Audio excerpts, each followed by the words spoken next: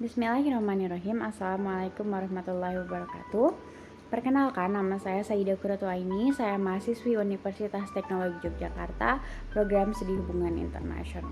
Pada kesempatan ini saya ingin memaparkan terkait proposal di mata kuliah Metodologi Hubungan Internasional untuk penelitian saya. Adapun proposal ini memiliki judul yaitu Analisis Strategi Kebijakan Visi 2030 Arab Saudi di bawah kepemimpinan Muhammad bin Salman terhadap Amerika Serikat dan Rusia. Pada kesempatan ini saya ingin menjelaskan beberapa hal. Yang pertama ada latar belakang dari rumusan masalah, kemudian ada tujuan dan manfaat penelitian, ada literatur review dan landasan teori, juga ada operasionalisasi konsep dan hipotesis, kemudian ada metode penelitian dan sistematika penulisan. Masuk kepada subbab pertama, what is the problem? Apa sih permasalahan yang ada di dalam proposal ini sehingga membutuhkan penelitian? Pertama, kita tahu bahwasannya liberalisme menjadi ideologi pemenang yang keluar dari Perang Dingin dan menjadikan demokrasi sebagai sistem pemerintahan yang dianut oleh semua negara bangsa. Dan pada akhirnya, liberalisme dan demokrasi menguasai dunia. Dan kita tahu bahwasannya liberalisme dan demokrasi diusung oleh negara adidaya yaitu Amerika Serikat. Dan Amerika Serikat memiliki hubungan dengan Arab Saudi berpuluh-puluh tahun lamanya, dimulai pada tahun 1931, di mana penempatan duta besar pertama Amerika Serikat di Jeddah itu pada tahun 1940. Arab Saudi dan Amerika Serikat adalah mitra yang kuat dalam kerjasama baik militer maupun ekonomi, di mana dalam hal militer Arab Saudi kerap kali disokong oleh Amerika Serikat dan ekonominya pun begitu.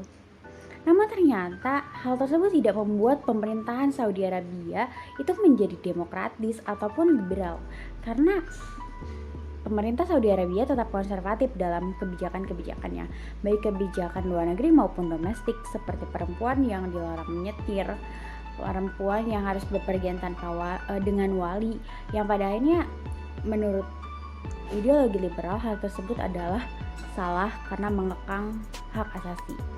Kemudian akhir-akhir ini naiknya putra mahkota Saudi Arabia yaitu Muhammad bin Salman menggeser haluan kebijakan yang tadinya konservatif menuju liberalisme dengan sebuah kebijakan baru yang disebut dengan Kebijakan Visi 2030 Arab Saudi. Dan ternyata kebijakan ini juga mengubah kebijakan luar negeri Saudi Arabia, di mana kebijakan luar negerinya semakin erat dengan Amerika, namun semakin jauh dengan Rusia yang merupakan musuh dari Amerika Serikat. Dibuktikan dengan perang harga minyak yang terjadi antara Saudi Arabia dan Rusia. Dari sini kita bisa melihat adanya anomali bahwasannya terjadi pergeseran yang tadinya konservatif menuju liberal, begitu juga dengan kebijakan luar negerinya. Sehingga penelitian ini sangat-sangat diperlukan. Adapun rumusan masalah dalam penelitian ini yaitu pertama, bagaimana analisis strategi kebijakan Visi 2030 Arab Saudi di bawah kepemimpinan Muhammad bin Salman terhadap Amerika Serikat dan Rusia. Adapun tujuan penelitian ini adalah untuk mengetahui analisis strategi kebijakan Visi 2030 Arab Saudi di bawah kepemimpinan Muhammad bin Salman terhadap Amerika Serikat dan Rusia. Dalam penelitian ini terdapat penelitian manfaat penelitian yaitu penelitian praktis dan juga akademis. Di mana penelitian praktis ini untuk memberikan pandangan baru kepada masyarakat dengan diubahnya kebijakan-kebijakan Saudi Arabia. Kita tahu bahwasannya Indonesia menjadikan Saudi Arabia sebagai role model dalam keislamannya, mengingat Indonesia juga mayoritas Muslim. Dengan adanya penelitian ini akan memberikan pendapat-pendapat baru. Kemudian untuk memberikan rekomendasi kebijakan terkait isu-isu yang dilakukan oleh Saudi Arabia. Dan ada manfaat secara akademis yaitu untuk memperkaya literatur terkait hal tersebut. Karena kita tahu bahwasannya literatur terkait kebijakan Saudi itu sangat sedikit di Indonesia. Selanjutnya ada literatur review yang dilakukan oleh 3 orang, yaitu pertama dilakukan oleh Putri pada tahun 2019, di mana judulnya adalah Analisis Gaya Kepemimpinan Muhammad bin Salman melalui Content Analysis dan Pengaruhnya pada Kebijakan Luar Negeri Budaya Arab Saudi terhadap China.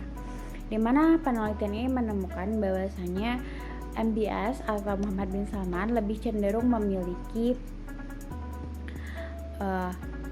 diplomatik budaya terhadap China. Lalu kemudian ada Wafi pada tahun 2018 dengan judul Diskursus Reformasi Arab Saudi, kontestasi Kerajaan Saudi dan Wahabi oleh Wafi, di mana penelitian ini melihat bahwasannya Muhammad bin Salman ingin mencoba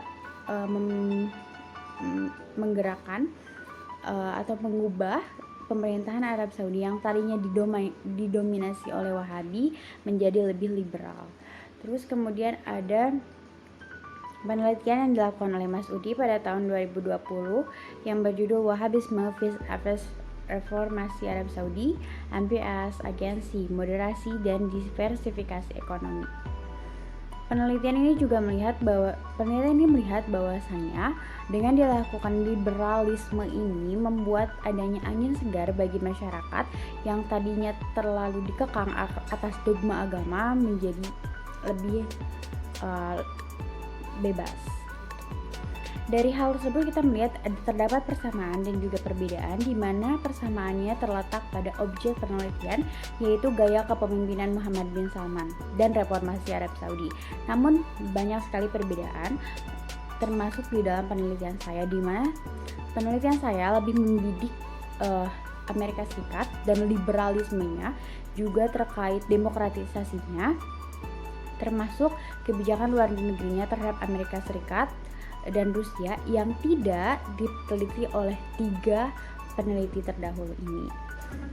Kemudian selanjutnya ada landasan teori, di mana landasan teori ini saya menggunakan 3 teori, yaitu teori strategi. Dalam hubungan internasional, konsep kerjasama antar sebuah negara itu dilihat dari konsep strategi. Lalu yang kemudian ada teori liberalisme, kita tahu bahwasannya penelitian ini akan lebih menekankan liberalisme Amerika Serikat.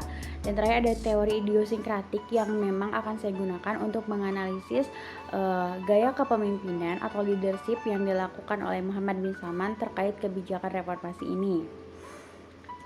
Selanjutnya yaitu operasionalisasi konsep. Kita tahu bahwasannya sebuah konsep itu harus dioperasionalisasi, dan ini adalah contoh operasionalisasi konsep yang akan saya tuangkan di dalam penelitian saya. Salah satu contohnya yaitu konsep strategi di dalam dimensi militer dengan indikator teknologi, persenjataan, power atau kekuatan organisasi dan taktik, juga kalkulasi untuk memenangkan sebuah perang. Dan contoh-contoh lainnya di sebelah teori ini. Selanjutnya yaitu hipotesis, di mana saya berangkat dari argumen utama bahwasannya kebijakan visi 2030 Arab Saudi di bawah MBS ini memungkinkan adanya revolusi ideologi dalam pemerintahan domestik, juga adanya reformasi kebijakan-kebijakan luar negeri yang cenderung lebih kepada Amerika Serikat dan menutup diri dari Rusia. Dan penelitian ini akan mengungkap pengaruh-pengaruh tersebut, termasuk liberalnya Arab Saudi atas Amerika Serikat.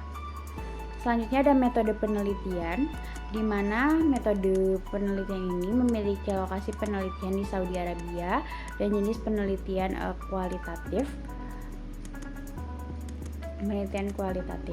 Kemudian ada teknik pengumpulan data, di mana teknik pengumpulan data ini akan menggunakan wawancara, juga akan menggunakan studi kepustakaan.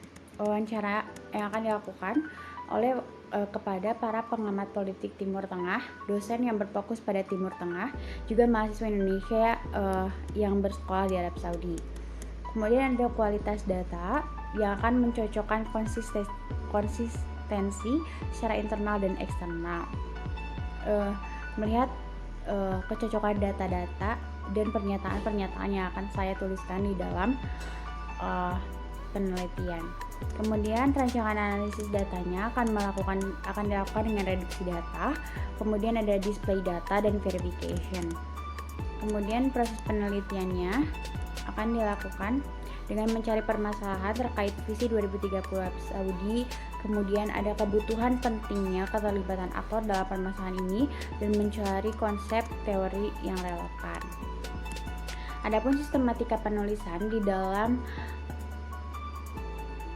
penelitian ini, yaitu pertama terkait bab 1.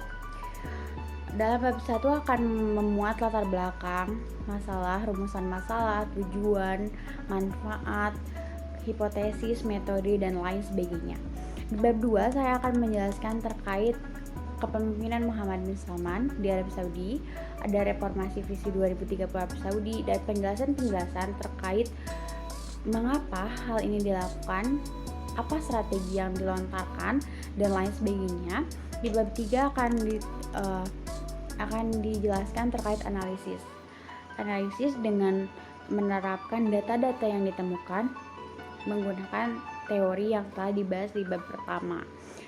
Bab terakhir akan mengemukakan mengenai kesimpulan yang diambil dari pembahasan yang telah dijelaskan pada bab-bab sebelumnya. Mungkin sekian penjelasan dari saya. Kurang lebihnya mohon maaf. Wassalamualaikum warahmatullahi wabarakatuh.